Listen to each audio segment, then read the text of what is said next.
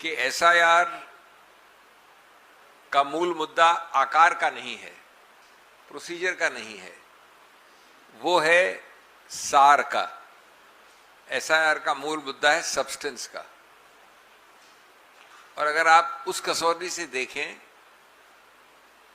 तो यद्यपि एसआईआर की संवैधानिक वैधता को मान लिया गया है उच्चतम न्यायालय के निर्णय में, फिर भी जितने प्रश्नों का उत्तर दिया है उच्चतम न्यायालय में, उतने ही प्रश्न और पैदा कर दिए।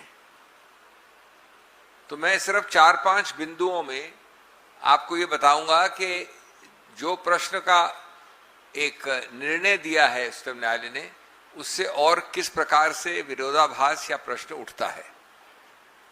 जैसा मैंने शुरू में कहा कि ये निश्चित रूप से है कि एसआईआर की संवैधानिक वैधता, कानूनी वैधता को मान लिया गया है और इस मुद्दे के आधार पर निश्चित रूप से एक मुद्दा निर्णित हो गया है। लेकिन 3-4 चीजें हैं जो मैं आपको कहना चाहता हूं।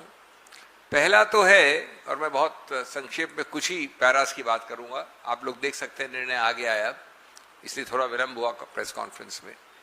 एक तो हुआ नागरिकता का मुद्दा, कई पैरास में है, विशेष रूप से पैरा 171 में है। अब रोचक बात क्या है, प्रश्न जो उत्तर देते हैं, निर्णित करते हैं, उससे और प्रश्न कैसे उठते हैं, विरोधाभास क्या है। 171 में लिखा है बड़ा स्पष्ट कि अंतिम निर्णायक संस्था नागरिकता के विषय में चुनाव आयोग नहीं है। नागरिकता निर्णायक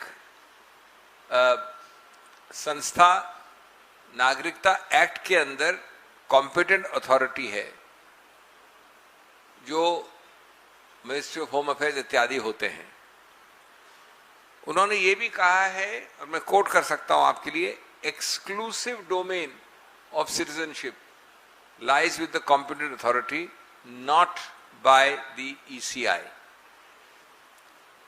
और चुनाव आयोग सिर्फ प्रशासनिक रूप से इस मुद्दे को डील कर सकता है।